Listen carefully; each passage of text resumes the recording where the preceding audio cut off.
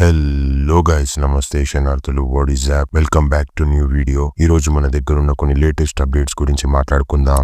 SS Rajamouli SSMB 29 movie కోసం మహేష్ బాబుతో first time collaborate చేశారు. ఈ ప్రాజెక్ట్ స్టార్ట్ అయ్యాక రాజమౌళి గారు ఒక ఫనీ అనౌన్స్మెంట్ చేశారు. మహేష్ బాబు పాస్పోర్ట్ షూటింగ్ అయిపోయే వరకు నా దగ్గరే ఉంటుందని చెప్పాడు. ఎందుకంటే మహేష్ బాబు షూటింగ్ టైంలో సడన్ గా ఫారెన్ ట్రిప్స్ కి వెళ్లిపోతాడు. ఎగ్జాంపుల్, గుంటూరు కారం షూటింగ్ టైంలో US ట్రిప్ కి వెళ్లాడు. అది ఫ్యాన్స్ అందరికీ కూడా తెలుసు. సో రాజమౌళి ఫనీగా మూవీ కంప్లీట్ అయ్యాకే నీ పాస్పోర్ట్ ఇస్తాను అని చెప్పాడు. ఈ జోక్ సోషల్ మీడియాలో వైరల్ అయింది. Mahesh Babu fans lion caged అని మీమ్స్ కూడా చేశారు. ఇప్పుడు లేటెస్ట్ అప్డేట్ ఏంటంటే SSMB 29 మూవీ 2 షెడ్యూల్స్ కంప్లీట్ అయ్యాయి. హైదరాబాద్ అల్యూమినియం ఫ్యాక్టరీలో ఒకటి అండ్ ఒడిస్సాలో ఇంకొక షెడ్యూల్. ఈ రెండు వ్రాపప్ అయ్యాక రాజమౌళి ఫైనల్లీ మహేష్ పాస్పోర్ట్ ని రిటర్న్ చేశాడు. నిన్న April 4th కి మహేష్ బాబు హైదరాబాద్ ఎయిర్పోర్ట్ లో మీడియా ముందు పాస్పోర్ట్ చేతికి వచ్చేసింది అని చూపించాడు.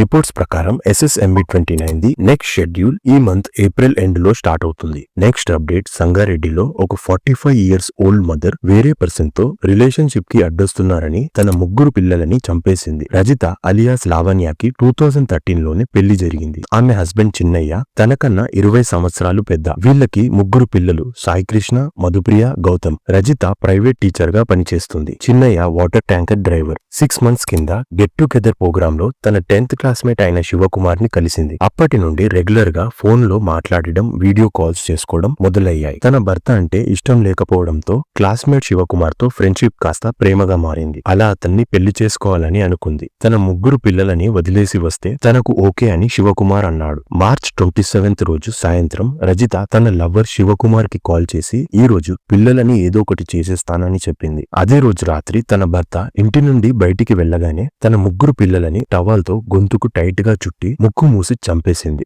నెక్స్ట్ అప్డేట్, జస్ట్ ఈ 4 రోజుల్లోనే తెలంగాణ గవర్నమెంట్ 400 acres నుండి 100 acres చెట్లను కట్ చేసి తీసేసింది. మీరు చూడొచ్చు, ఇప్పటికీ కూడా ఆ ఏరియాలో పక్షుల ఏడుపులు వినిపిస్తున్నాయి.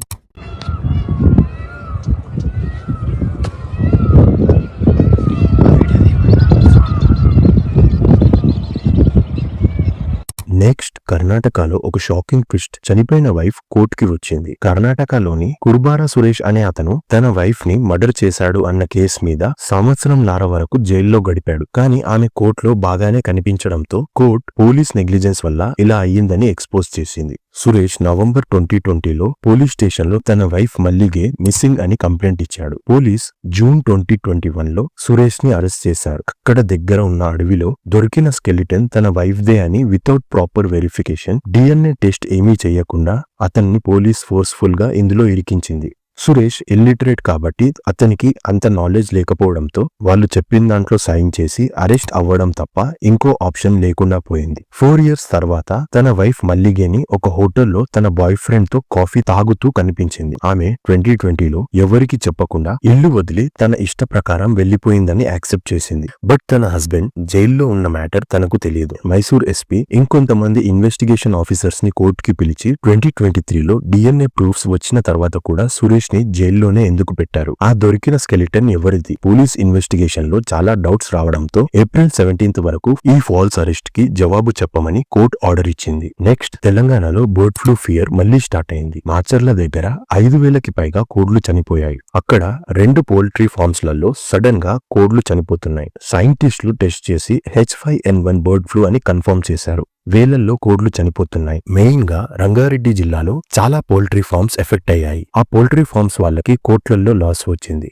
రా చికెన్ ని టచ్ చేయకండి, ఎగ్స్ ని కూడా సేల్ చేయొద్దని చెప్పారు. చలో, మళ్ళీ ఈ రోజుకి ఇంతే. రేపు వచ్చే వార్తలలో మళ్ళీ కలుద్దాం. Right, bye.